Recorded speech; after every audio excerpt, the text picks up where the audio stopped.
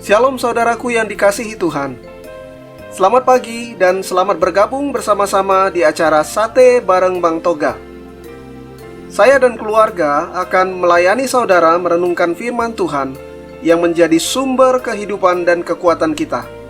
Sebelum kita merenungkan firman Tuhan, mari kita berdoa.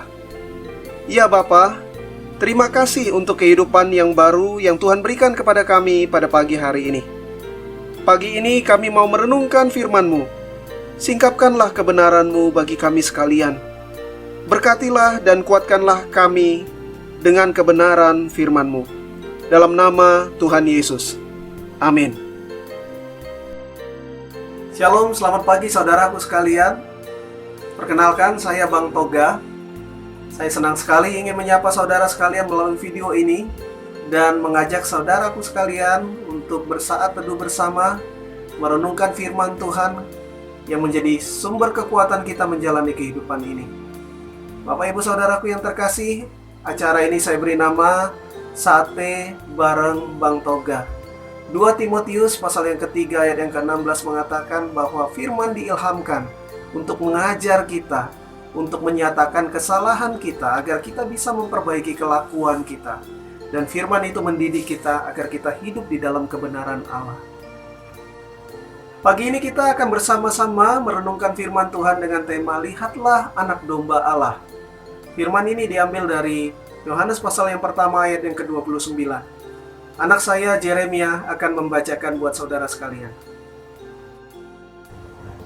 Yohanes pasal 1 ayat 29. Pada keesokan harinya, Yohanes melihat Yesus datang kepadanya dan ia berkata, "Lihatlah, Anak Domba Allah yang menghapus dosa dunia."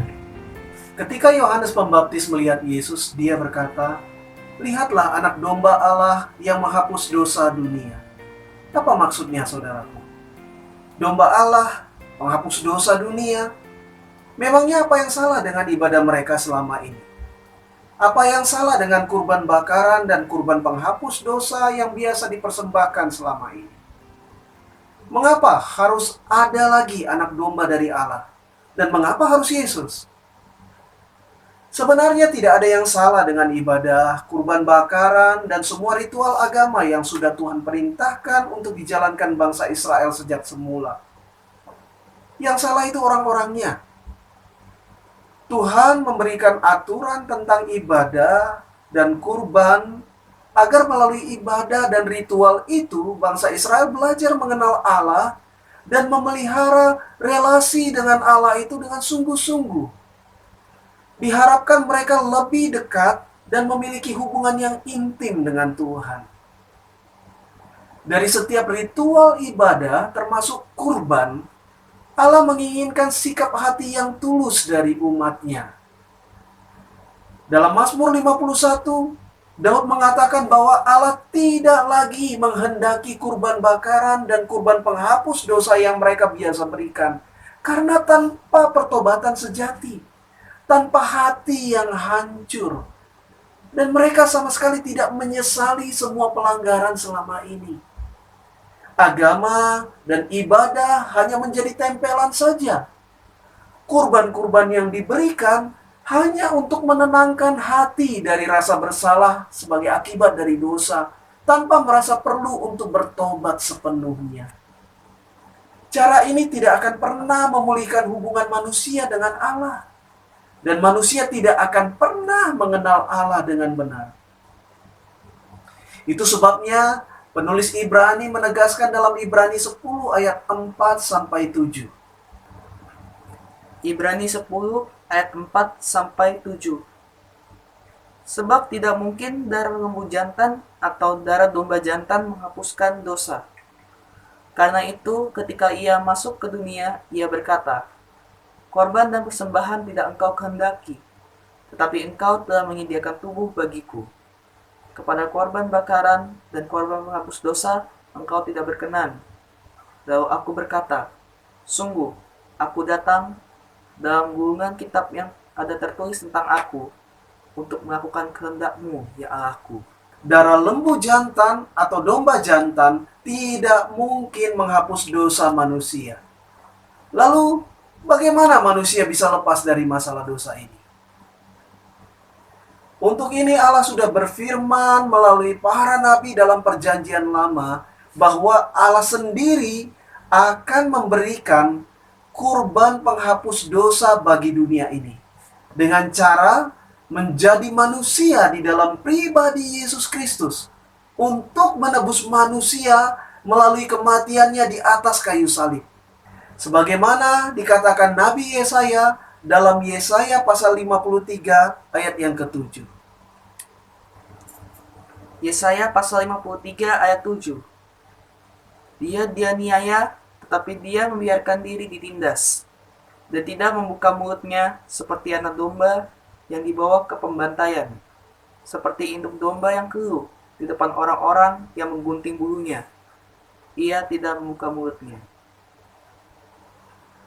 Kristus, anak domba dari Allah, menjadi kurban penghapus dosa agar manusia kemudian bisa kembali berelasi dengan Allah, menyembah pribadi Allah yang hidup. Jadi, manusia ditebus dari dosa-dosanya bukan untuk mengulang-ulang dosa itu lagi dan tidak peduli kepada kehendak Allah, melainkan untuk hidup benar dan hidup dengan iman dan pengharapan yang tertuju hanya kepada Allah. Sebagaimana yang tertulis dalam 1 Petrus pasal yang pertama ayat 18 sampai 21. 1 Petrus pasal 1 ayat 18 sampai 21. Sebab kamu tahu bahwa kamu telah ditebus dari cara hidupmu yang sia-sia, yang kamu warisi dari nenek moyangmu itu, bukan dengan barang yang fana, bukan pula dengan perak atau emas, melainkan dengan darah yang mahal, yaitu darah Kristus, yang sama seperti darah anak domba yang tak bernoda dan tak bercacat. Ia telah dipilih sebelum dunia dijadikan. Tetapi karena kamu, ia baru menyatakan dirinya pada zaman akhir. Oleh dialah kamu percaya kepada Allah, yang telah membangkitkan dia dari antara orang mati, dan yang telah memuliakannya, sehingga imanmu dan pengharapanmu tertuju kepada Allah. Allah dalam hikmat dan kasih-Nya yang tidak terselami telah memberikan jalan keluar bagi permasalahan dosa manusia. Allah memberi harapan bagi kita semua.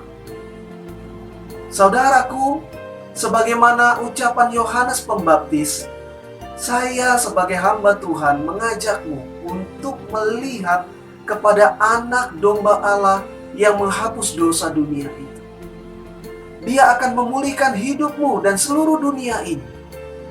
Jangan fokuskan pandanganmu kepada keadaan dunia yang tidak menentu sekarang ini, karena hanya akan menambah kekhawatiran dan rasa takutmu. Tetapi berpalinglah kepada Yesus.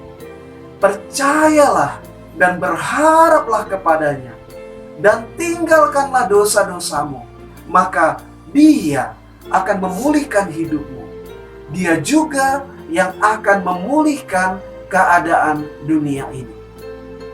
Datanglah kepada Yesus, maka Dia akan memulihkanmu. Mari kita berdoa.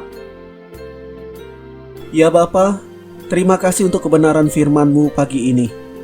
Hidupkanlah di dalam hati kami, menguasai pikiran, pertimbangan, dan seluruh keputusan hidup kami.